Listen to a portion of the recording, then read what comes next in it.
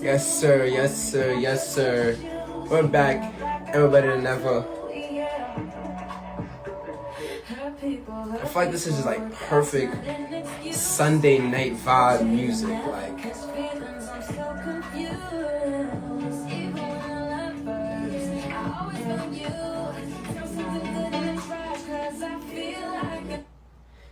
oh, you two don't let me play, but I also want to make sure before we get our guests on that we have this song playing, because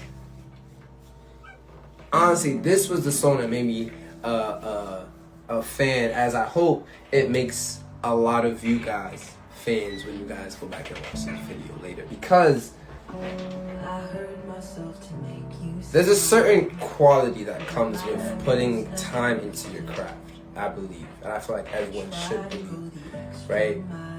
Because there's this idea of talent, yes, but there's also work ethic that I feel like a lot of people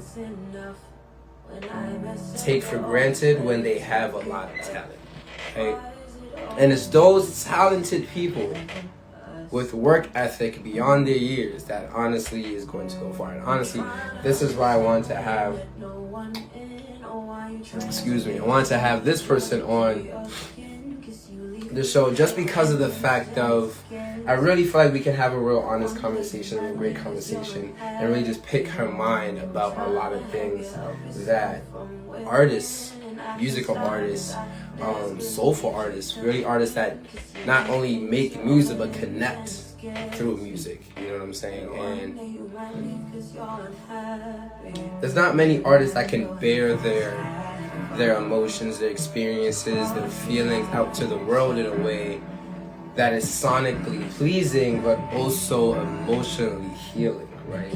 And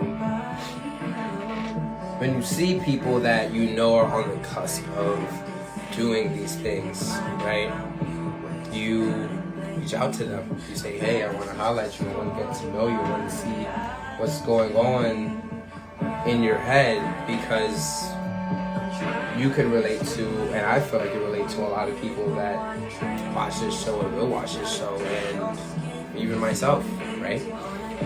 So, beautiful, beautiful music. This is Letters to You by Asmé. Previous song was Trust Issues featuring Pre Joy with Asmé as well. Even as I'm speaking to you, as this music is in the background, I feel like it's calming in a way, right? These artists that make music that is impactful, right?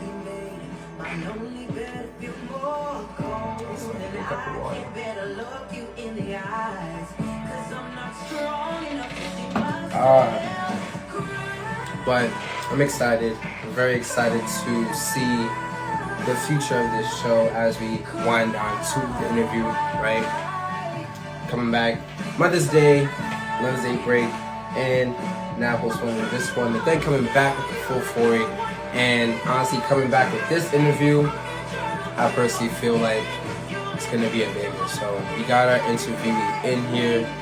Just gonna see if we can get her to join. I think that playing. See if we can get her on here. Yes. Hello. Hello. Good evening. Good evening. Good evening. How you doing? I'm doing fine. I'm doing marvelous. How are you doing? I'm living. I'm alive. I'm Good. best. It's Sunday. Have you been able to recharge, reset, get yourself ready for the week? Something like that. Get in there. Get in there. Hey, it's baby steps, right? That's how we got far into this world. Baby steps. Yeah. So as people are coming in, I definitely want to thank you for coming onto the show.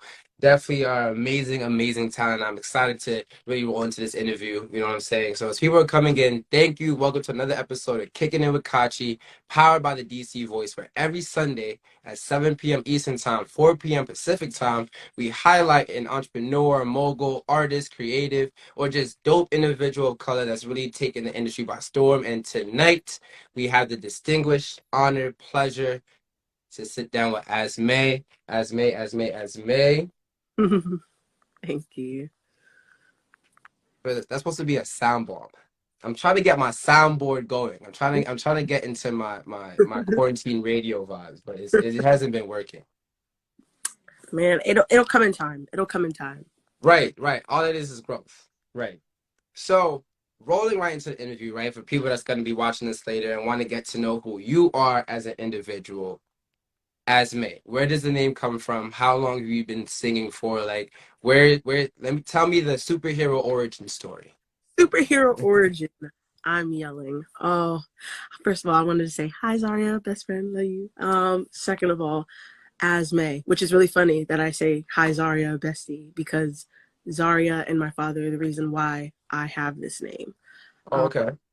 Well, I mean, obviously, I was born Akila, S.M. Edwards, ASME, but I'd always been going by Akila, or the sad name that has died, Coco Goddess. Oh wow, okay.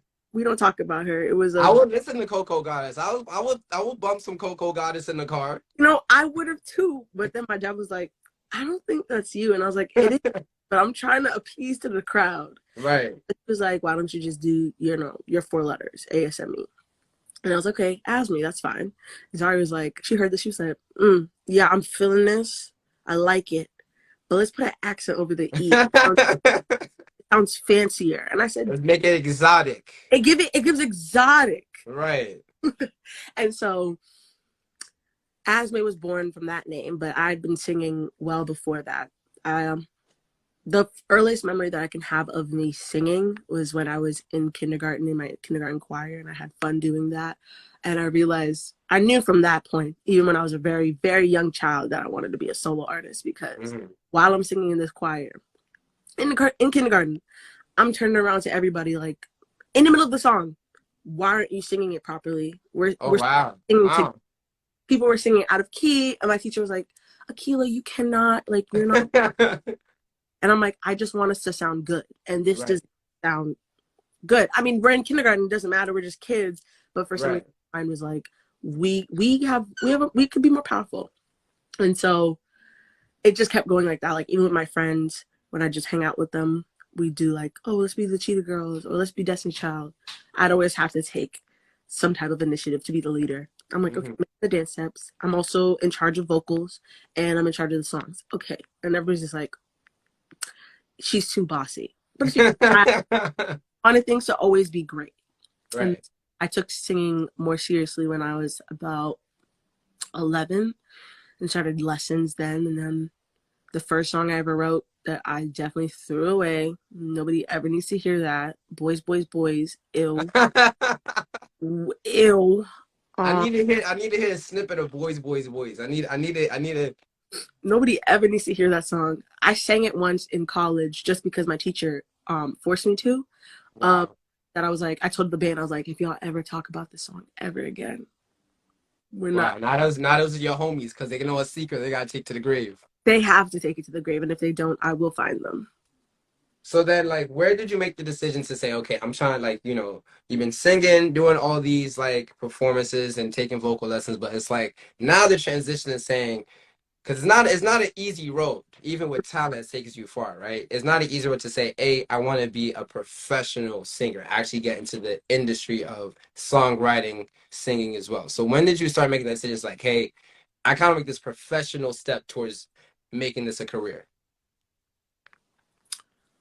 I'd always wanted to be a singer, but I didn't know how.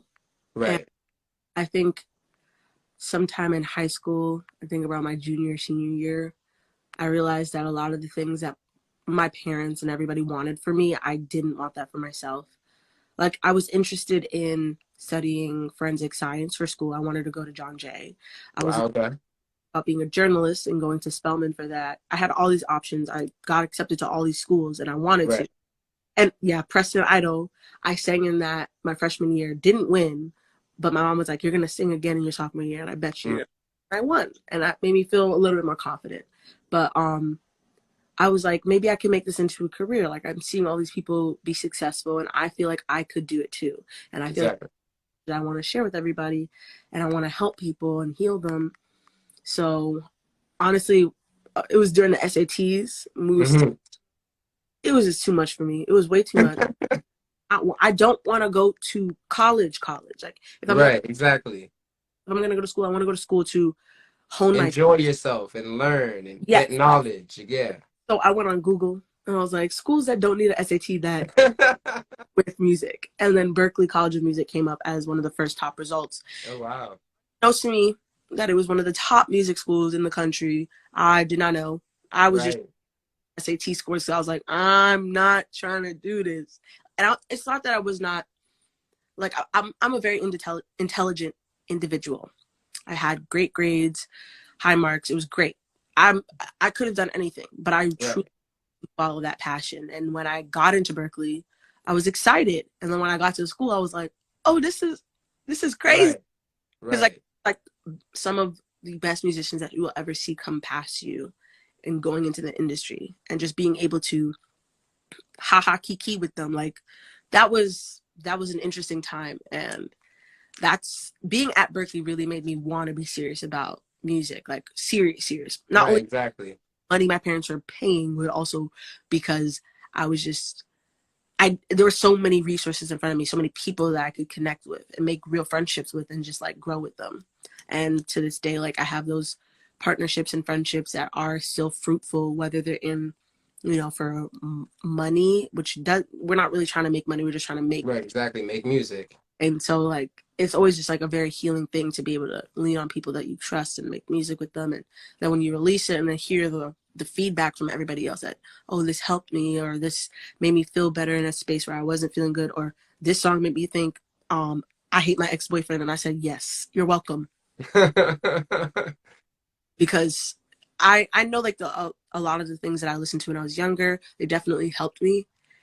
And I'm just thinking about the people my age, or that were my age, but are my age now. So people who are 12 years old right now and listening to music, I want to target that audience to help them become more confident and see that, the things that they're dealing with are not weird. They're not alien. Like these are real things. So Right.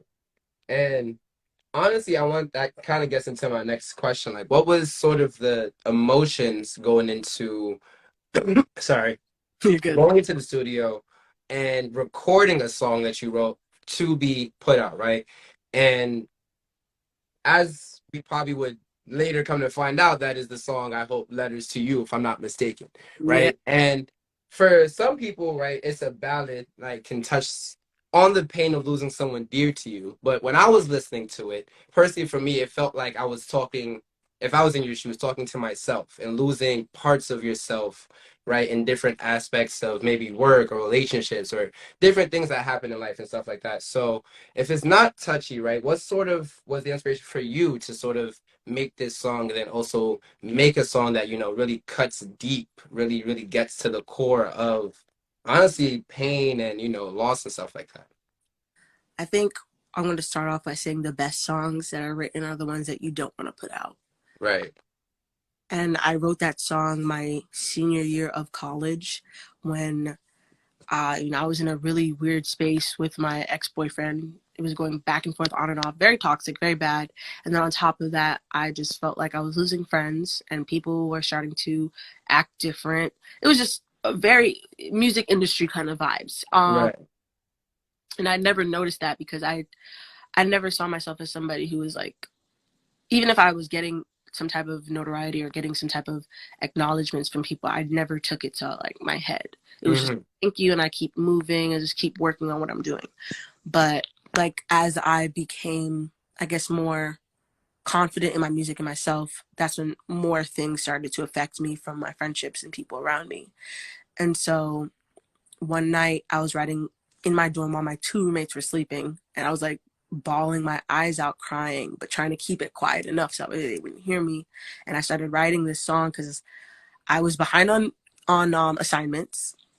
And for one of my classes we had to write a song where you think that it's about one thing, but it's actually telling another story. Right. I wrote Letters to You, and I wrote it like it was a breakup song, but like a grieving song mostly. Right. Exactly. And so I was basically grieving the person that I used to be, the happy one who didn't acknowledge all this like hate towards her, the one who just lived carefree. And it's like also like I hurt myself now to make you smile. Like this is Right, exactly. now. And so when I first like played it for different friends and such, they all thought that I was writing about a guy. They're like, "Oh, you were Right, about your." exactly. I was like, "Actually, I wrote this about my struggle with depression." And then Right, right, they re-listen to the song and suddenly they're crying. And then I'm like, right, "Okay, maybe I should have told you it was about my ex-boyfriend so you wouldn't cry." But right, um, it I wrote that song for that class, but I couldn't even perform it in the class. I turned it in. My teacher thought it was great, and I was like, "Great, I'm gonna leave it alone. Never gonna touch it." So I never did until 2020. Around that time, I decided to open it back up, and then I reached out to some friends of mine and Rayhan and Marlon, who took me on to like help me, I guess, cultivate my path as an artist, and they're still helping me to this day, and I'm very grateful for them because when I showed them all the music that I had, they asked me if one of these songs were accidentally leaked tomorrow, right, which one of them would impact you the most? And I was like, Letters to You. If anybody heard that, I would immediately start crying. I'd feel like my shield that I put up, like through social media and through everything, was brought down. I feel like people will know that, yes, I say I'm depressed, but they'll actually know that it's come to a point where I've been in spaces where I didn't want to be alive anymore, and that could be right, for somebody. It's like it's the truth, and I was afraid of that. And they're like, "Well, then that's your song. Like that's the first song you should like produce and put out." And at first, I was like, "Mm-mm." I was like, "Ain't nobody gonna hear Letters to You. Not today, not tomorrow, not next week, never." And they said, "Why?" And I was like, "Because." Like that was a vulnerable thing. And they're not in like a bad way, but they're like, "But remember when you said that you wanted to help somebody just like you to hear something, right, right, know how that would help them." And then I started to realize that it was like, yes, I would not only be releasing it to help these people to let them know that they're not alone, but also in releasing it, it helped me to release the right, years that I had of my mental illness. Because I always would talk to people about it and be like, you shouldn't be afraid to, open up yourself and be vulnerable with your friends and family. And right, that's just something that I struggle with. But it's because I'm always wanting to help other people before I help myself. And that's exactly. what I learned. But in doing that song, and then releasing it, just even the whole recording process, like I'd be crying in the studio. I would be like, I need to take a break. I can't keep singing this. Like I just because like you have to keep singing, comping, and having different vocals and just like backgrounds. I'm like hearing it. And I'm just like, I can't hear it. I don't want to hear it. I don't want to hear it. But it made me. It did make me stronger because it set me up for the rest of what I'm gonna do with my career. Hmm. Especially with like the second song that I put out, it made me more confident with putting that one out because it's not a clean song. I'm not gonna lie to you. My parents heard it and they said, "Why did you curse?" And then I had to explain to my parents that, This is what you do. This is just yeah. and it's like, Right. I understand like you don't have to ever curse about anything in a song, but the reason Exactly. why is because of how angry. I had to explain to my parents. I was like, "Mom, Dad, it has been 6 years on and off of me going back and forth with this man, and it's just been complete toxicity and I've lost myself so much to the point where I don't trust me or the people around me." And in releasing that, I was able to let go of him, let go of all that anger, and be able to move forward into any space that I needed to go to because Right. thinking, okay, well, I always have to go back to him. Now that I have this song out, it's a reminder. It's a reminder. I hear that song and I go, no, yeah, let's remember why we're Right. back to him. Got you.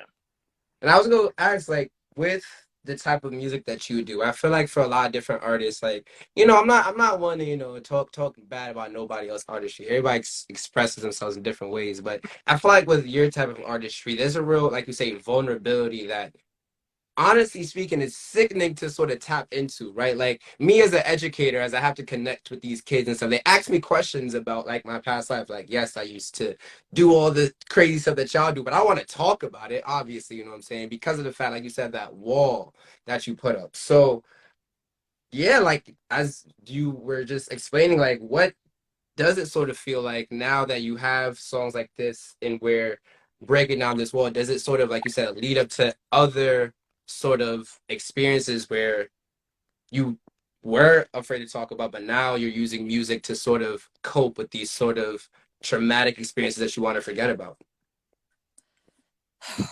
Oh, that's crazy because I have way more songs coming out there in the vault. They're in And the I was gonna ask this too, because I was gonna say, even with your type of music as well, like I see you guys don't put out no music. You guys don't put out nothing. Well, I'm gonna tell you why I haven't put out music so far since February, and that's because of this job that I'm in right now, and just like working and Real life adulting stuff. adulting. It's been kind of hectic, but I'm Right. getting finally. It's working out, so I'm getting back into finishing up these demos and recording and stuff. So that's good. But everything that I have in my vault is filled with songs about being an adult and not knowing what the heck is going on. Right. Yeah. Right. And then songs about, some traumatic experiences that I have had. Songs about losing friends, about losing relationships that were supposed to be forever in your mind, at least. Just like, and then more mental health because it never stops. It's not like Right. like, Exactly. suddenly I'm happy. No, it's a continuous battle. And it's, I don't know, I'm trying to figure out ways to do that in the way that the genres that I want to incorporate are Right. included.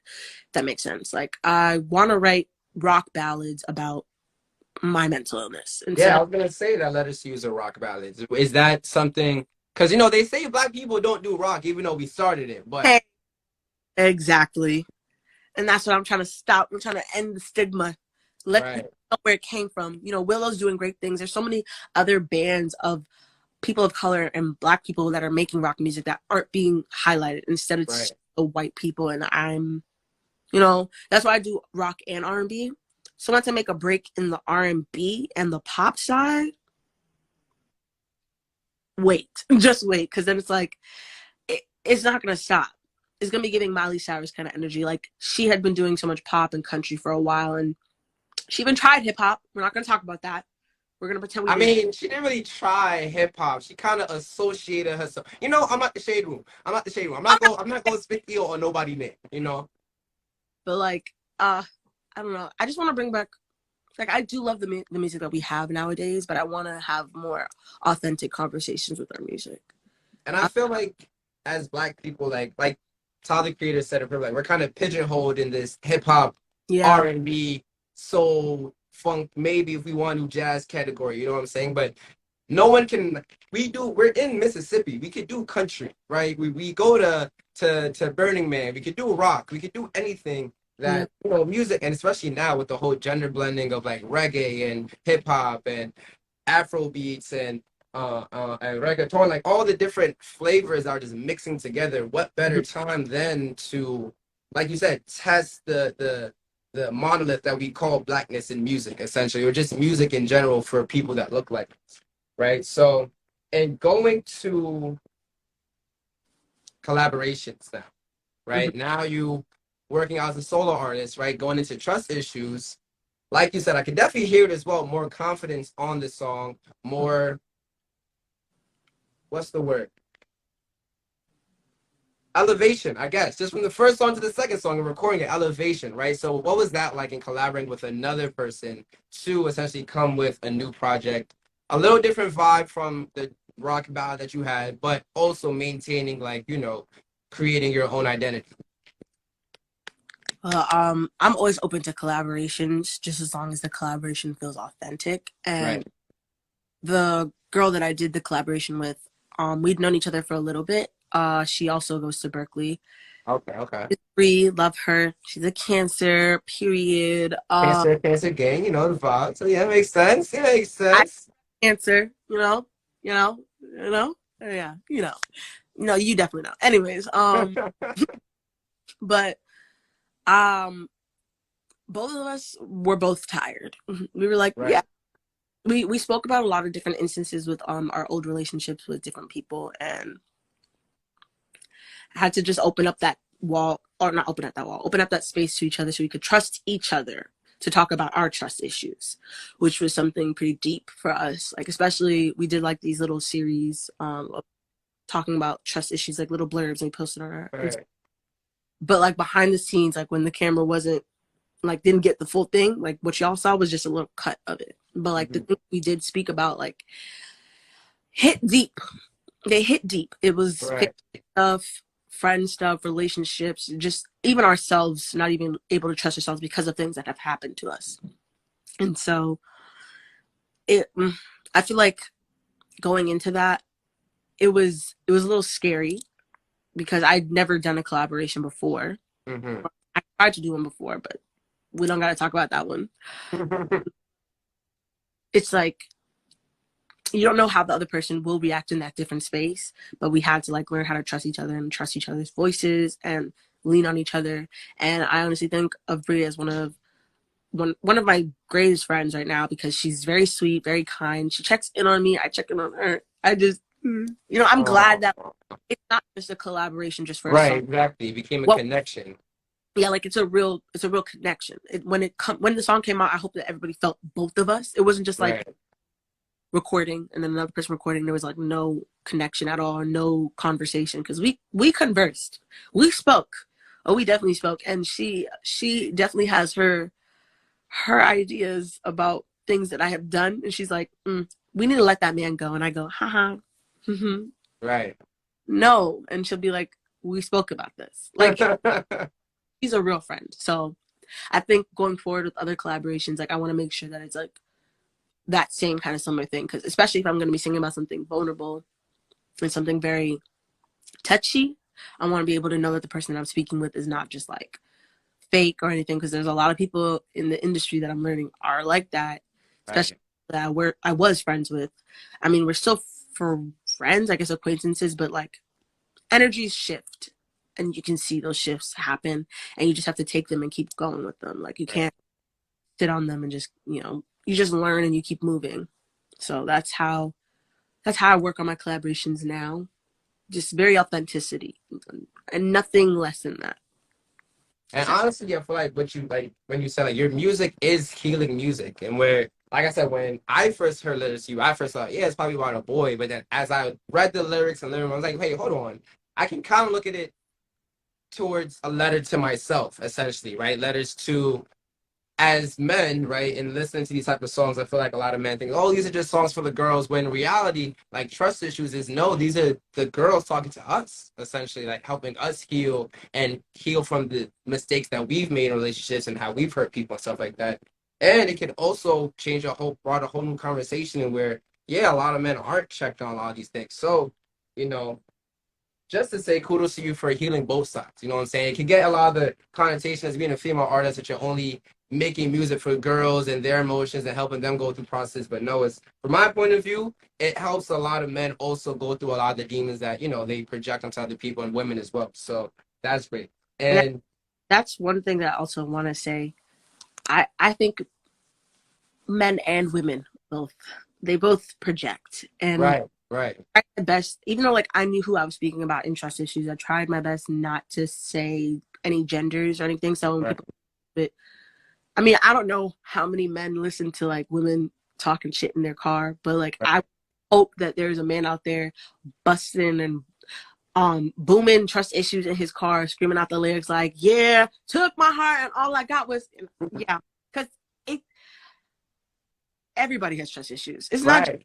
It's not just girls. Men have trust issues. Non-binary people. Everybody has trust issues. Everyone, Right. even a parent. A parent can have trust issues. That's why they always call on my phone when I'm going outside. They ask me where I'm at. I'm screaming, not just issues. That's what I'm saying. But like I said, like honestly, like in listening to music, like you said, is universal. Like that man, honestly, like I hope there is a man out there streaming trust issues. I am that man, honestly. But another man streaming trust issues and let us you because these are the type of music that we have to digest to sort of come back to our feelings about experiences that we had, right? And now that you gave us these two amazing tracks, what is was do I have anything concrete for the future time for the not now times? You know what? It's so funny. You sound like right now. You sound like one of my managers calling me like, "Wait, have you been in the studio yet?" I'm like, "Who sent you?" Uh, I'm supposed to have an EP Yes. coming out around the end of this year or early next year, but I'm gonna be releasing more tracks this year. I'm supposed to do like a little Halloween kind of Oh. track. little EP, like little thing. That's gonna be weird. Because again, like one of the songs, it's about mental health, but it's also just about, it's just creepy. It's You just, know, listen, I want you to understand. I want you to know one thing, right? I tell you, I'm an educator, right? I had this logo. I'm gonna tell you a quick story. It's the arts academy. So, they do arts and stuff, like incorporate their stuff. So we had them, painting just anything as free time. This mhm. girl paints a skull and crossbones with a gold tooth, right? I'm like, Okay. huh. So I'm like, okay, that's fine. So I'm like, can you paint me something? She paints me a severed hand, right? So if you are ever hesitant about the weird goth girl music you're making, just know that there's a little girl out there that's gonna listen to it and Okay. ready for it. You know what I'm saying? Oh, no, I mean, So, I love that for her. right. Bro, I was like, yeah, you want some black nail polish? Got some chains in the crib. We got you. Got Period. some spikes for you. That's funny because my one of my younger cousins, she just recently got an Instagram because her father let her. Hmm. She's a little goth girl, and I'm like, I support you so much. I'm like, you want to go to Hot Topic? We're out. I'll take you to Hot Topic We're out. on me, like makeup, chains, Oh boots. yeah, I'm like, yeah. her time, because when I was her age, I asked my parents for that. They were like, no, Oh yes, oh no. you're definitely not. Caribbean parents. Oh yeah. No, you're not gonna do that. But I still found a way because now I'm 23 and doing it. Right. Exactly. That's what I'm saying. That's the beautiful part about it. So now we get into a little fun part that I like to call my lightning rounds, so we can get to know you a little bit. A little bit. So the first one is going to be a hard one, and I love it because I love making people uncomfortable, right? So I'm going to pit your two babies against each other. Letters to You versus Trust Issues. I got to pick only one. You got to pick one. It's a burning building. You can only save A one. burning building. A burning building that I can only save one. Okay, so there's a lot of deep thought that goes into this one. Take as many deep thoughts as you need. Because Trust Issues, because it's an R&B kind of song, it's a little bit more marketable, which will get my foot in the door. So if I save her, I could still do more Letters to You. Oh wow. If I take Letters to You, I will still. You know what? I'm gonna take Trust Issues. I apologize. Okay. I apologize to Letters. That was my first baby, and I do love her. Now that could be like when you big and people go back in the vault and say, "Oh, she had a kid that she had to like." Oh, she had a kid. I'm screaming. She All had right. to the side. Ooh. So when you going through your creative process, are you writing your songs by hand or are you on the notes app typing it? It depends on how deep we're getting. Right. Because let me tell you. You can't have Apple have the deep stuff. And sometimes it's hard to like really connect all those things. Right. Last song that I actually wrote like about 2 weeks ago or so, I wrote it about the man that I'm seeing or something like that, my friend. Oh, it's a lovey-dovey song. Yes, but because yeah, period. Okay, yeah. Anyways, that usually when I write songs that require deep thought and deep emotion, I have to write them down on a piece of paper before I transfer them to the notes app so they're cleaned. Right. But like these are all of the things that I wanted to write. Oh, now we're about to start tearing up. I don't do that. I don't cry. Embarrassing, ill. I feel that ill, gross. But I like really wanted to be in touch with those. Like those flutters, those butterflies. Those butterflies, because it's easy when I'm looking at a cell phone to get distracted while I'm typing in the app and just write something corny. But like I wanted to be detached from everything and just write something. And I'll tell you the first line.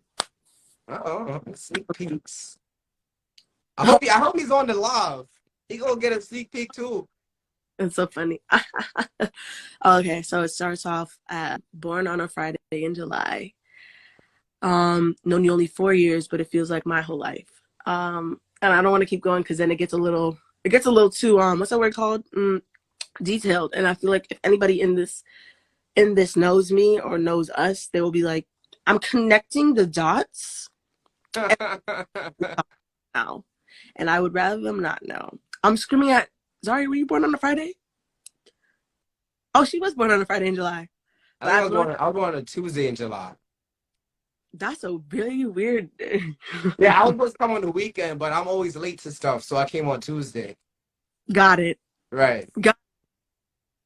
Okay, but Zari, we've known each other for more than 4 years. We've known each other for like 8 or 9, almost 10. So technically, I'm gonna say it's about you for now. Yeah. All right. So, do you prefer being in the studio or being in front of a crowd? Being in front of a crowd. And I say that because being in a studio, I love tracking vocals and getting everything together so I can release it to the people. But when I perform those things live, it's a different kind of energy. Right. In a different kind of conversation, because it's not just me singing to a microphone and thinking about how it's going to impact people. I'm watching it unfold in front of me live. Right. And that's one of the, it still doesn't get me. Like, people will speak to me and it will touch my heart, but I never realized that the full impact of what I do. I had a show in January and it was at this place in Fenway here in Boston. And I'm not gonna lie to you, I was scared that I wasn't gonna be able to connect to this crowd because some of the crowd was, R&B rock and the trap hip hop. Yeah. They hit you. It was giving Bronx vibes. I'm gonna tell you that right now. Wow. I was very afraid, but at the end of the show, it was crazy. It was crazy. First of all, in the middle of the show, these men screaming in the crowd like, "Yeah, that's my song." I'm like, I don't know you, son, but I felt the love. And at the end, they were like, when you sang "Let Us See You," I really felt that. And I'm like, bro, you was in the crowd doing the most to all these trap songs. I did not think he was gonna rock with me. Right.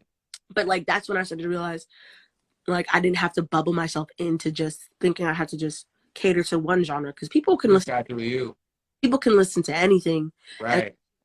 Sending them an authentic message, they will receive it if they're ready. I'm saying, listen, people love good music. Good people love good music. Some Paramore, some Owl City. What? Listen, man, the hardest dude in the hood will listen to some Celine Dion if it's fire. Hello. I'm saying. Exactly. So going into authenticity, who do you look to? What sort of music artists do you look to sort of fuel your inspirations, your creativity, your juices going?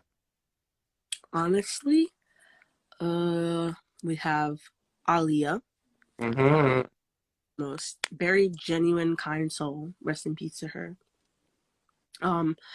I just, everything about her has just been so beautiful in the way that she speaks to people and treats people, or treated.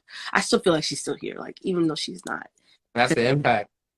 That is the impact. Like, right.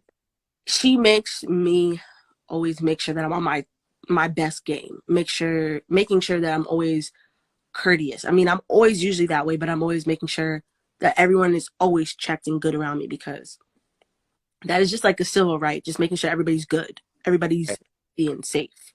And that's something that she always made sure that she was doing, especially not only with her music, but just as a person. And then Teyana Taylor, New York. Pretty know. New York. If you from New York even, like... She is one of the reasons why I didn't give up on music in my senior and junior year of high school, because I thought that my voice wasn't something that could be packaged or marketed or anything. And I heard her deep velvet voice. Right. Whoa. Right. Hold up. Pause. Because when I found that out, I was like, this woman changed me. And I'd always known who Teyana Taylor was, but it was like when she started releasing her mixtapes with her newer music in like 2014, 2015. And that's when I started catching wind of that. I was like, if she could do it, I could do it. And she looked at me. Like, it made me rethink everything and really look to her for confidence, and just how she was a no bull kind of woman. Like, she said, you're talking about my family, I'm gonna cut it right there. You're talking about me, I'm gonna cut it right there. Talking about my friends, I'm gonna cut it right there. Like, she's very authentic and loyal, and it's scary. It's a little scary, because New York people do scare me sometimes, and I'm from New York. I scare myself sometimes. But just everything. And she sings, she dances, she designs, she writes, all the things that I want to do. Not only as a Right. creator. So I'm just like, she's just always doing something else. And I'm just always just astonished with how deep her talents go. And then when it comes to, I guess, live performing, and I guess like the way that I've kind of shaped the way that I do perform live. I incorporate everything. So I have moments where I'm more like Alia while I'm in this. Mhm. I have that New York bringing that heavy energy like Tiana, but Right. a lot of choreography and line dancing and all of that, and that comes from Beyonce, Mhm. Destiny's, Janet Jackson, and obviously also Tina Turner for her vocal styles and just like her strength. Like all of those artists have shaped me as the woman that I am today and who I will become because they had courage to walk in spaces that they would not be allowed in and made their own spaces, made their own table. Right. And that's something that I really admired. Like it's not going to be easy for me, and I know that. And there are days where I'm crying and I'm like, this is not easy. I'm watching my Caucasian friends get things very quickly off of very mediocre things. And I just go, okay. But then I have to remind myself, my path, it's going to be a lot harder. But when I get to where I need to get to, the impact will be Sweetheart. will be Sweetheart. will be sweeter, and also the longevity. Because Right. when you put a lot of effort and passion into your craft, instead of just trying to do a one-off, quick bite, quick sound bite for like a quick 5 minutes of fame, then you're not going to last. You're not going to be something. Exactly. And I want to be somebody who's impactful. And I know that to be impactful as a Black woman, it takes a long time and it takes a harder path. And it's hard. Like I said, Right. it's worth it already. So And honestly, it's like before we even get into the next one, mhm. but which is actually kind of goes into the next question, but it's interesting because of the fact of even doing this, right? Like in me doing the journalism thing, finding people, connecting with people, interviewing people, it's tough to see, you know what I'm saying? You're lighter, fairer skinned individuals doing the same thing and getting more views and getting more things. But you understand as well, like it's the groundwork, it's the work ethic, it's the consistency, it's the time put into the craft. And to be honest, you're the person that has to do it as you kind of figure out the end of the day. Like you are the one that has the talent. You're the one that has the voice. You're the one that has the experiences to speak on, to connect with other people, as you've already shown with Let Us See You and Trust Issues. So honestly, like you said, just ready to see you do what you've been doing and the longevity that you're gonna have. So, but saying like it is stressful and it is, you know, I always say it's kind of I hate calling Black women strong because you guys should have to be strong. You guys deserve a nice, soft and supple life. But right, what do you do when the going gets tough to sort of unwind and center yourself and recharge and try to get yourself back to Asmé? I spend my time with the people that I love and spend a, a lot of time in solitude just to really analyze and be aware of the emotions that I'm feeling so that I know where they're sent, like where they're placed and why they're arriving. Like, oh, we have a new person coming into our house. We have a new emotion. It's fear. Right. Let's talk about that. Let's feel it. And then after I'm done, analyzing all those things, I spend my time with friends, call up my family because they're not in Boston, or if I can, I go out to New York, see my family, write music because whenever I'm in pain or if I'm or if whenever I'm confused or fearful, I write about those things. Either I journal or I just watch a TV show that also has to do with what's going on. I don't know. I like to be intentional about my consumption of media unless it's on YouTube and I'm just watching something stupid. Mhm. Unless, well, I mean, I also consume a lot of media on YouTube that is important, but like TV shows, I tend to gravitate towards shows that or movies that deal with women or men or anybody that is dealing with some type of trauma and how they overcome that, or Right. watching people who might not even have trauma but are confused. They're like they're like 25 and they're like, I don't know what I'm doing with my life, or I watch something where it's like a hero's journey. Kid starts off in the middle of Nebraska, doesn't know how to get back home, and then we watch him make it back. Like, it's just like watching people have strength. It inspires you to continue to have strength because you bless you. I don't know who that was, but anyways, yeah, inspires strength. It's the yeah, but no, that's what not me throwing off my game. Anyways, yeah, I like to consume things that are going to help me grow and change. Yes, and I also am a Marvel fan.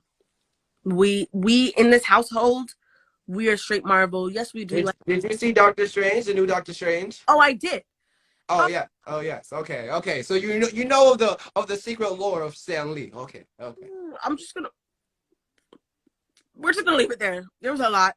There's a lot to talk about. There's a lot in there. A lot to unpack. I'm thinking about starting a YouTube channel just to talk about theories that I have. My mom told me I should do it, and sometimes when my mom says things, they're right. So I'm like, maybe I should this time instead of not listening to her, which I usually do. But we'll see. I honestly, I love talking about these because all right. So before I get into the end of the interview, did you see What If on Disney Plus as well? Oh, no, I did. Okay, so that's what I'm saying. So I saw the movie, didn't see What If, saw What If afterwards, said, oh, saw the movie again, said, oh, again. I said, oh, God, damn, these guys are genius. Did you watch WandaVision? See, that's another thing. I didn't watch WandaVision. So this is the thing. I didn't know all these Disney Plus things. I didn't have Disney Plus, right? You know what I'm saying? I was more focused on the Netflix Hulu subscription. I understand. And I didn't know that all these things are going to be incorporated into the movie as well. So now I got to go back, now that I found an account, to do what I got to do. I'm going to tell you this right now. You're going to love WandaVision. I, to this day, anytime I get the chance, if a friend says, oh, I've never watched it, I'm like, oh, right now. Like, right now, we're watching it in this exact second moment. Pull it up. We're going to watch it together. I'm going to sit quietly as much as I can. Moon Knight with my friend the other day. And he was asking questions, and I was like, just watch. But if you weren't going to watch in the next 2 seconds, let me tell you something. You need to mention this one symbol right there. You see that? Keep that in mind. It's going to come up in the post. Yeah. Like, I'm way too deep. It's bad. I think one of the best and worst gifts that somebody could ever get me is a bunch of comic books. Wow. I would literally fight. I'd be like, thank you so much. I'm not leaving my room for the next 2 months because I will be analyzing each page and then thinking and then going back and seeing all the other origin stories and seeing how they connect to different ones. And now I have to order more comic books to get the full story and then watch the TV shows that happened in 1998. And now you're stuck. And that's me right now with this Power Rangers graphic novel that I got because I'm a big Power Rangers fan. I stopped watching Power Rangers once they got kind of. It gets campy. It does. It's a little stupid. I'm not gonna lie. Yeah. But that's why I liked it in the beginning because it was like you just watching it like SPD, Mystic Force, Jungle Fury. Yeah. And it's called Shattered Grid. I'm gonna say that it's a very dark storyline, and I love it. I love it. I love heaviness. I love when you take the campy characters and then suddenly death. Yeah. Wow. It's like if you put My Little Pony or the Care Bears and suddenly they're in the apocalypse. Basically. You know, honestly, I should write something like that. That sounds kind of fire. I'm not gonna lie. That'll be type of funny. That would be life changing. To end the interview, what are 3 lessons that you have learned on your journey thus far? Ooh, 3 lessons. First one is patience. Rome was not built in a day. So just being able to not worry too much when I don't see the exact results that I want immediately, because things do come in time. Like a few days ago, my song played on Love Renaissance Radio. Nice. With Summer Walker. Congratulations. Thank you so much. Like, it's the fact that my song was played in between a Summer Walker song and a Lucky Day song. I said, something about this is making my brain explode. Like, I literally put on the phone staring at it like this. I need to screenshot this because this is happening right now. That was me.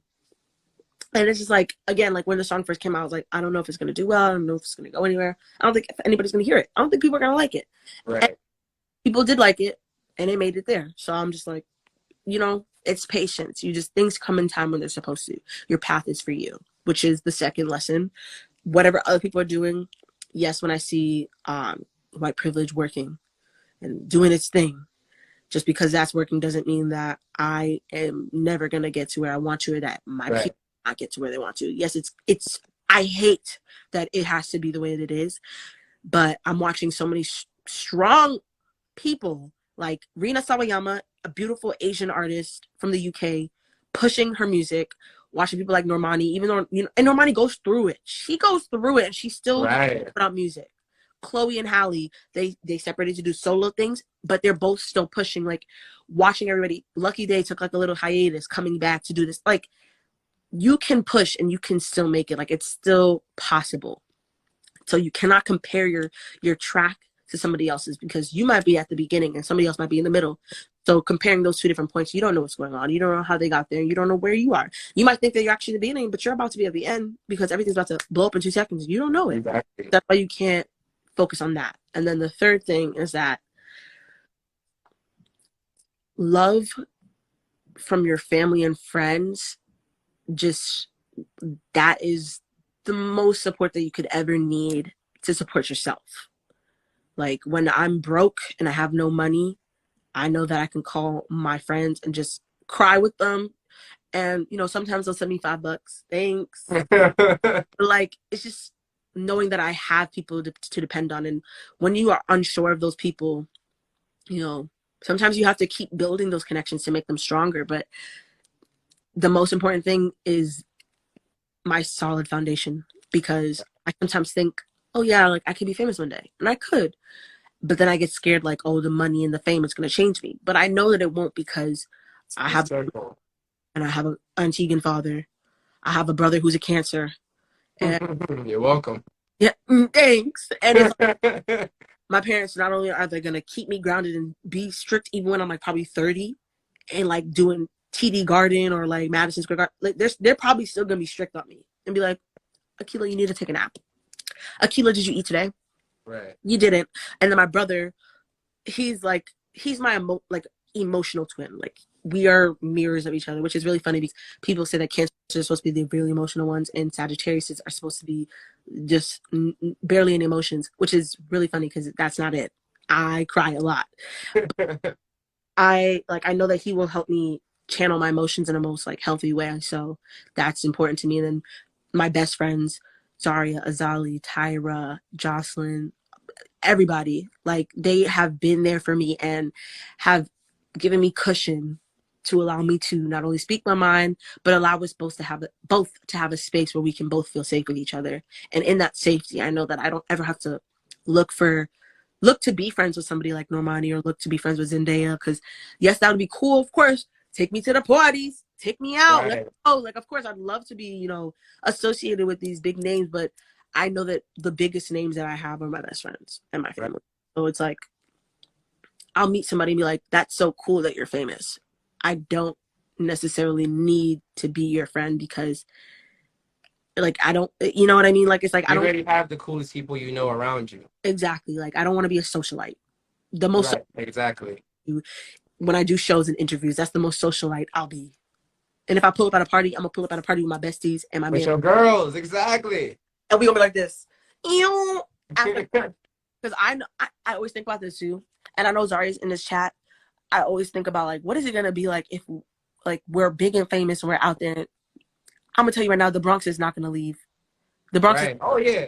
Nah. You see, first of all, the Bronx never leaves out. That's what keeps me going. Honestly speaking, like that's what has helped me navigate every space that I've been in. The little grit, the little work ethic, the little swagger, the little class, the language, everything, the style, everything is what helped me get. Even going through all the, what's going on back at home day in and day out, even going through that and learning how to cope with that on a day-to-day basis is what's keeping me understanding. Like, honestly, man, it could be a lot worse for your boy, to be honest. So I'm screaming. It could be a lot worse. It could be. And you know what I'm saying? I'm starting to feel like an old head now, if you notice. You know what I'm saying? I done got a lot wiser beyond my years. Okay, period. But thank you Not the 2 train. Oh yeah, facts. You know what 2 Train Uptown. You know the vibes. I live on the 6 train right now. I used to live by, Oh man. but I used to live by the 2 train when I couldn't even take the train. So I can't even, I can't hold it dear in my heart. Listen, man, 2 Train don't bang. We used to be on the 4 Train a little bit, but the 6 Train is bad ends. I'm not gonna lie. I don't know what's over there. Why does everybody say that? I don't know what's over there. I ain't had to take the 6 Train nowhere. You know what? To Bronx Community College, that's when I had to take the 6 Train. I ain't even know where. That is Sedgwick. That is Sedgwick Ave. But hey, listen, man, Thank you. Hey, I got a coach over there. I'm not gonna lie. I'll visit, not for too long during the daytime. I'm uptown. I'm a little bougie. No, I'm a little bougie. All right. No, but thank you though for coming on, kicking it with Kachi, for another amazing interview and amazing gems that you just dropped. I hope that everyone that saw this interview enjoyed it, and you can definitely check it out on the DC Voice and catch past interviews and also catch information for more interviews. Asmé, do you want to sing us out of here? Sing. Yeah, cut off. I apologize. I will not sing, but I will say, stay tuned for the music that will be coming out. And I do have a show in New York coming up in July. Oh, yes. What day? July when? I think it's the 26th or the 27th, but I will put more information about it on my Instagram. I'm going to be headlining. It's going to be amazing. Live. Oh, yeah. And I'm going to be playing and performing unreleased music. So I'm going to put that in the caption as well. July 26th, New York City. Catch a link in her bio. We out of here. Exactly. All right, good night. Good night.